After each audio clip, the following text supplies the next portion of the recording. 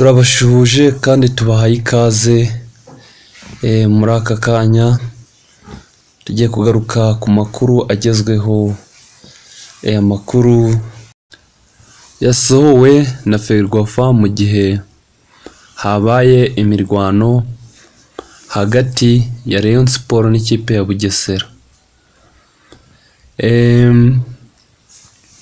Imirwano rero yabaye muri uwo mukino yatumye Ferwafa ifata icyemezo cyangwa se isohora itangazo isaba kureka ibyo bintu bijyanye n'urugomo byose kubera ko bibangamira umupira w'amaguru mu Rwanda ndetse n'ahandi hose, kuko ibyo bikorwa ni ibikorwa bidashobora gutuma umupira w'amaguru ugenda neza.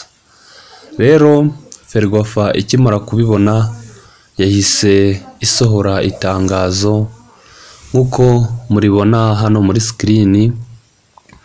Yagize iti: nyuma y'imvururu zabereye kuri stade ya Bugesera ku mukino wa Rwanda Premier League wahuje ikipe ya Bugesera FC na Rayon Sport FC kuri uyu wa gatandatu tariki ya 17 Gicurasi 2025, aho umukino wahagaze utararangira. Turabamenyesha ko ibikorwa byose by'urugomo bibangamira imigendekere myiza y'umupira w'amaguru bitemewe kandi bitazihanganirwa. Tuboneyeho kandi kumenyesha ko icyemezo kuri uwo mukino kizafatwa bidatinze n'inzego za Ferwafa zibifite mu nshingano. Mugire amahoro. Nk'uko mubona iri tangazo ni itangazo rikomeye cyane ryasohowe na Ferwafa kubera icyo kibazo cy'imirwano hagati ya Bugesera na Rayon Sport. Siyo makipe gusa bibayeho, kuko usanga ibi bikorwa bigenda byiganza umunsi ku munsi, bigatuma rero umupira w'amaguru utagenda neza.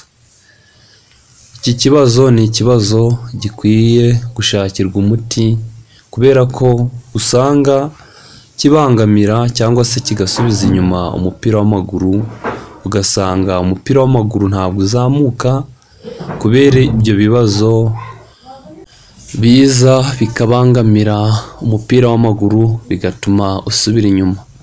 Akenshi bamwe bavuga ko biba byaturutse ku basifuzi bagira ikipe babogamiraho, kandi ibyo ngibyo bikaba bitazamura umupira w'amaguru bitewe n'icyo kibazo. Rero ari byo abasifuzi bakwiye kwikosora, kubera ko icyo kibazo baba bateje ni ikibazo kiba gikomeye cyane, gituma umupira w'amaguru utabasha kuzamuka nk'uko wagakwiye.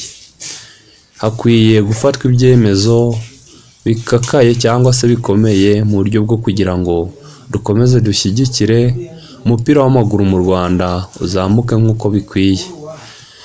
Ndabashimiye mwe twabanye, kanda subscribe, like, wandika na comment. Tuzasubira ubutaha. Bye bye.